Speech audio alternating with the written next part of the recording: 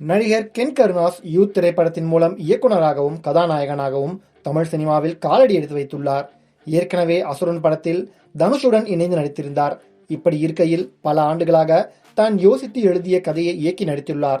படம் மார்ச் 19ஆம் தேதி ரிலீஸ் ஆகி ரசிகர்கள் மத்தியில் நல்ல வரவேற்பை பெற்று வரும் நிலையில் படத்தின் முதல் நாள் வசூல் குறித்து பார்க்கலாம். யூத் என்ற பெயரில் ஏற்கனவே நடிகர் விஜய் நடிப்பில் 2002ஆம் ஆண்டு ஒரு திரைப்படம் வெளியாகி மிகப்பெரிய வெற்றியடைந்தது. இந்த படத்தின் டைட்டிலை தனது படத்திற்கு கென் கருணாஸ் பயன்படுத்தி இருந்தாலும் படத்தில் அவர் சிம்பு ரசிகராகவே நடித்துள்ளார். படத்திற்கு ஜி.வி. பிரகாஷ்குமார் இசையமைத்துள்ளார்.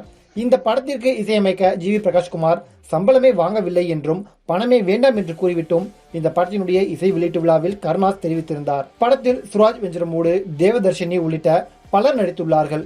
படம் வெளியாகி ரசிகர்கள் மத்தியில் நல்ல வரவேற்பை பெற்றுள்ளது. பலரும் படத்தை பாராட்டி பதிவிட்டு வருகிறார்கள்.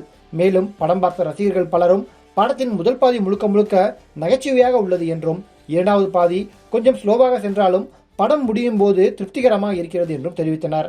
படத்திற்கு பெரும்பாலும் பாசிட்டிவ் விமர்சனங்களே அதிகம் கிடைத்ததால் படக்குழு மகிழ்ச்சியாக உள்ளது. படத்தின் ப்ரமோஷன் நிகழ்ச்சியின் போது கென் கருணாஸின் தாயார் கிரேஸ் கருணாஸ் படத்தை ரசிகர்கள் எப்படி வரவேற்பார்கள் என்கிற குழப்பம் மற்றும் பயத்தில் அழுதார். ஆனால் தற்போது படம் கமர்ஷியலாக ஒர்க் அவுட் ஆகும் என்ற நம்பிக்கை படக்குழு மத்தியில் முன்னர் இருந்ததை காட்டிலும் அதிகரித்துள்ளது. இப்படி இருக்கையில் படம் முதல் நாளில் ரூபாய் 3.20 கோடிகளை வசூலித்துள்ளது என்று டைம்ஸ் ஆஃப் இந்தியா செய்தி நிறுவனம் மார்ச் 20ஆம் தேதி காலை 7:30 மணி நிலவரப்படி செய்தி வெளியிட்டுள்ளது.